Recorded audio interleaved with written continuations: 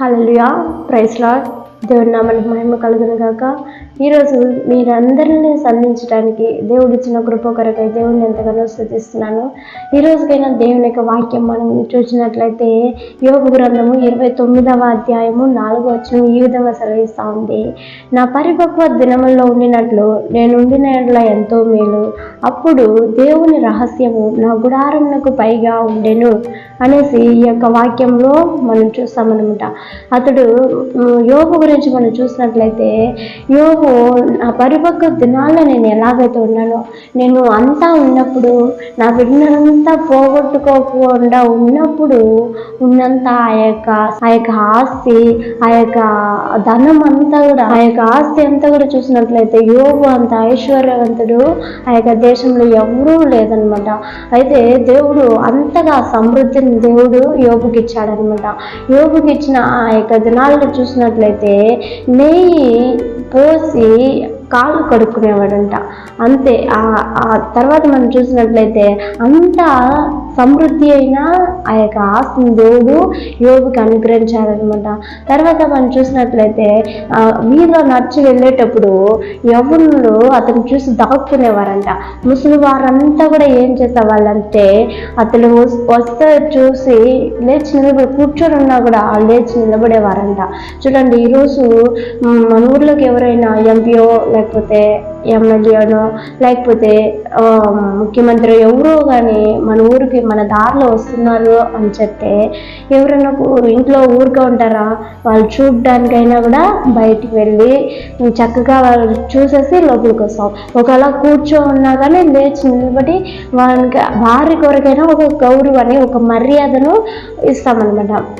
అదేవిధంగా మన యోబుని చూసినట్లే కూడా ఆ యొక్క స్థలంలో వీధిలో నడిచిపోతా ఉంటే వీధిలో ఉండే మనుషులంతా కూడా అతనికి ఏం మర్యాద ఇచ్చేవాళ్ళు అనమాట. ముసలి వాళ్ళంతా కూడా లేచి నిలబడేవాళ్ళు. యవ్వనస్తులంతా అతను చూసే భయపడి పారిపోయేవాళ్ళంట.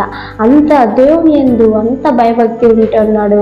అదే సమయంలో అతడు ఏం చేస్తున్నాడంటే అతడి ఎంత దేవునికి ఇవ్వవలసిన భయభక్తిని, దేవుని దగ్గర చూపించవలసిన భక్తిని చూపించి అనుదినము దేవుని వెతికేవాడుగా ఉంటున్నాడనమాట. మనము దాని తర్వాత చూసినట్లయితే ఆ దినాల్లో దేవుని యొక్క రహస్యము నా గుడారం పైన ఉన్నది అనేసి ఆ యొక్క వాక్యం చదివిస్తాను అనమాట. అప్పుడు యోబు ఎంత చక్కగా చెప్తున్నాడు చూడండి. యోబు ఆ దినాల్లో అంతగా దేవుని వెతికాడు. అయితే దేవుని యొక్క రహస్యము అనేది ఆయన గుడారం పైన దాగి ఉన్నదనమాట. ఇప్పుడు అతడు చేసిన ప్రార్థనలకంతా కూడా, మనం చేసిన ప్రార్థనలకన్నిటికీ కూడా మన గుడారం పైన ఆయన రహస్యమైన క్రియ దాచబడి ఉంటున్నది అనమాట. ఒకవేళ నా ప్రార్థన వినబట్టలేదేమో, ఒకవేళ నేను చేస్తున్న ప్రార్థన జవాబు రాలేదేమో అనేసి ఆ యోబు ఏ యొక్క రోజు కూడా అతడు చింతించలేదన్నమాట. అయితే దేవుడు దానికి బదులుగా దేవుడు నాకు రెట్టింపు ఆశీర్వాదం దేవుడు ఇస్తాడు అనేసి ఒక నమ్మకంతో దేవుని దగ్గర కనిపెట్టే రోజులు ఉంటున్నాయన్నమాట. దేవుడి దగ్గర అతను చెప్తుంటున్నాడు, దేవుని యొక్క రహస్యము నా గుడారం పైన ఉంటున్నది అనేసి చెప్తున్నాడు అనమాట. దేవుని యొక్క రహస్య క్రియ అనేది మనం చూసినట్లయితే మన యొక్క గుడారం పైన అది నివసిస్తున్నది అనమాట. మనం చేసే క్రియలు కూడా ఆ యొక్క క్రియని దేవుడు, మనం ఎక్కడో మూలలో కూర్చొని ప్రార్థన చేసినా కూడా కానీ దేవుడు అంటున్న మాట ఏంటంటే, నువ్వు చేస్తున్న ప్రతి ఒక్క ప్రార్థన నా చెవిని వినబడినదే అనేసి దేవుడు అంటున్నాడు అనమాట. దానియేలు చూసినట్లయితే దానియేలు 21 రోజులు ఉపవాసం ఉండి ప్రార్థిస్తాడనమాట. ప్రార్థన చేసినప్పుడు అతడు మొదటి స్టార్టింగ్ రోజు ఆరంభించగానే దేవుడు అతని కొరకు ఒక దూతను ఆ స్థలాన్ని పంపిస్తున్నాడు అనమాట. అయితే చూడండి, నా ప్రార్థన వినట్లేదేమో, ఒకవేళ నా ప్రార్థన దేవుడు ఆలకించలేదేమో అనేసి మనం ఎవరు ఫీల్ అవ్వాల్సిన అవసరం లేదు. దానికి బదులుగా దేవుడు మన కొరకు రహస్యంగా దేవుడు క్రియ చేస్తున్నాడు అనేసి మనము నమ్మకం ఉంచాలన్నమాట, మనము విశ్వాసం ఉంచాలన్నమాట. దాన్ని చూసినట్లయితే 21 రోజులు విడువక దేవుని దగ్గర ప్రార్థించిన దాని వలన దేవుడు ఏమంటున్నాడంటే, నువ్వు నాకు బహు ప్రియుడువు అనేసి దానియేలు గురించే ఒక సాక్ష్యం ఇస్తున్నాడు అనమాట. అతడు దేవుని దగ్గర నమ్మకంగా ప్రార్థిస్తున్నాడు అనమాట.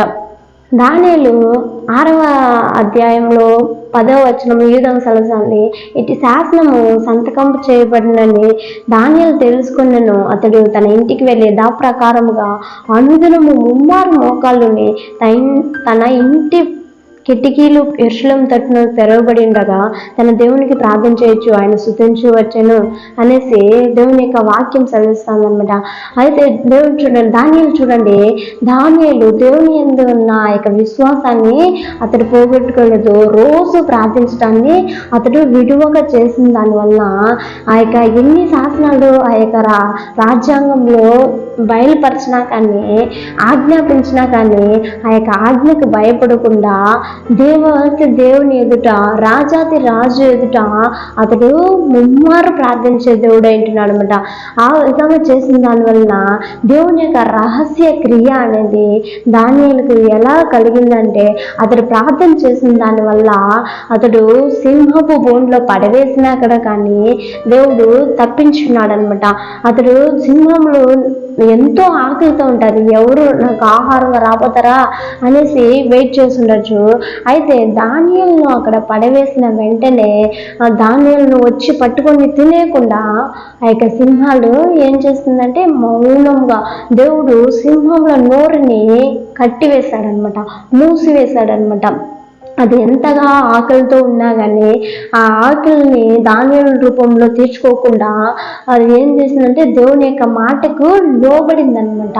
దేవుని యొక్క మాటకు లోబడిన దానివల్ల ఇదంతా దేని ద్వారా జరిగింది, దానియేలు ముమ్మారు దేవుని దగ్గర ప్రార్థన చేసిన దాని వలన అతడు సింహబోన్లో నుండి తప్పించబడినాడు అనమాట. చూడండి, దేవుని యొక్క క్రియ, రహస్య క్రియ అనేది మనకు ఎలాగో జరుగుతుందని చూడండి. దానియేలు గురించి మనం చూసాం, యోబు గురించి మనం చేస్తామన్నమాట. యోబు చేసిన ప్రార్థన అంతా కూడా దేవుడు విని అతనికి ఏ విధంగా రెట్టిపైన ఆశీర్వాదాన్ని దేవుడు అనుగ్రహించాడో అదేవిధంగా మన జీవితంలో కూడా దేవుడు నిశ్చయముగా రెట్టిపైన ఆశీర్వాదాన్ని ఇవ్వడానికి రెడీగా ఉంటున్నాడు అనమాట. ఒకవేళ మనం కృంగిపోయిన స్థితిలో ఉండొచ్చు, ఒకవేళ మనం లేకుండా పడిపోయిన స్థితిలో ఉండొచ్చు. ఈరోజు దేవుడు అంటున్నాడు, నేను నిశ్చయముగా నిన్ను ఆశీర్వదించి నిన్ను హెచ్చిస్తాను అనేసి దేవుడు అంటున్నాడు అనమాట. ఈరోజు మనము ఈ ఉదయకాల సమయంలో మనం ప్రార్థించినట్లయితే దేవుడు మన మీద ఉంచిన ఆ యొక్క రహస్య క్రియ అనేది దేవుడు నిశ్చయంగా మనకు జరిగించే దేవుడు ఏంటిది అనమాట. మన పట్ల కార్యం సఫలం చేసే దేవుడు ఏంటిది అనమాట. దానియేలును ఎలాగైతే సింహబోన్లో నుండి తప్పించాడు, ఎందుకంటే అతడు ముమ్మారు ఏ చట్టం వచ్చినా కూడా భయపడకుండా దేవుని ఎదుట ప్రార్థించాడు. అదేవిధంగా నువ్వు నేను ప్రార్థించగలిగితే దేవుడు తప్పకుండా మనము ప్రార్థించే ప్రార్థనకి ఆయన రహస్య క్రియ అనేది మన గూడారం పైన ఉన్నది కనుక మనకి ఎవరికి భయపడిన అవసరం లేదు. ఆ యొక్క దేవాతి దేవునికి మాత్రము, చూస్తున్న దేవునికి మాత్రం మనము భయపడినట్లయితే, మనం ప్రార్థించినట్లయితే దేవుడు నిశ్చయంగా మన ప్రార్థన ఆలగించే దేవుడు ఏంటున్నాడు అనమాట. ఉదయకాల సమయంలో కన్ను మూసినట్లయితే ప్రార్థించుకున్నాము. హల్లెలూయా, స్తోత్రం రాజా. ఎస్యా, ఈ ఉదయకాల సమయంలో ఎవరెవరైతే యూట్యూబ్ ఛానల్ చూస్తున్నారో ప్రతి ఒక్కరిని మీరు ఆశీర్వదించండి డాడీ. ఎస్యా, స్తోత్రం. మీ రహస్య క్రియ మా గూడారం పైన ఉంటున్నందుకే స్తోత్రం చెల్లిస్తున్నాం డాడీ. ఆ యొక్క రహస్య క్రియ అనేది ప్రభువా స్తోత్రం, మాకు తెలియకుండా రహస్యంగా జరిగిస్తున్నందుకే స్తోత్రం. ఒకవేళ మా ప్రార్థన మీ చెవుని పడట్లేదేమో అని మీకు కృంగవలసిన అవసరం లేదయ్యా. దానికి బదులుగా మీరు మా పట్ల కార్యం జరిగిస్తారని ఒక నమ్మకం, ఒకవేళ మీ ఏ యొక్క సమస్యతో ఉన్నా కానీ, ఒకవేళ ఏ యొక్క వ్యాధితో ఉన్నా కానీ ఆ యొక్క వ్యాధి నుండి, ఆ యొక్క సమస్య నుండి విడుదల చేసే దేవుడని మేము నమ్ముచున్నాం దేవా. నీవే గొప్ప కార్యములు మా జీవితాలు మీరు జరిగించబోతున్నందుకు స్తుతి స్తోత్రం చెల్లించుకుంటూ, యోగు జీవితంలో అద్భుతం చేసిన దేవుడు నీవే ప్రభువా. మా జీవితంలో కూడా మీరు అద్భుతం చేయమని ప్రార్థిస్తూ స్తుతిగా నా మహిమ నీకే చెల్లిస్తూ నజరేయుని యేసు నామములో వేడుకొని పొందుకొని ఉంటున్నాం తండ్రి, ఆమేన్. హల్లెలూయా, ప్రైజ్ లార్డ్. దేవుని నామానికి మహిమ కలుగును గాక. మీ యొక్క ప్రార్థన అవసరతలు ఉన్నట్లయితే ఈ యొక్క వాట్సాప్ నంబర్కి మాకు మెసేజ్ పెట్టండి, లేకపోతే ఫోన్ కాల్ చేసి చెప్పండి. దేవుడు మిమ్మల్ని అందరినీ నిశ్చయంగా ఆశ్రయించి దీవించును గాక. God bless you.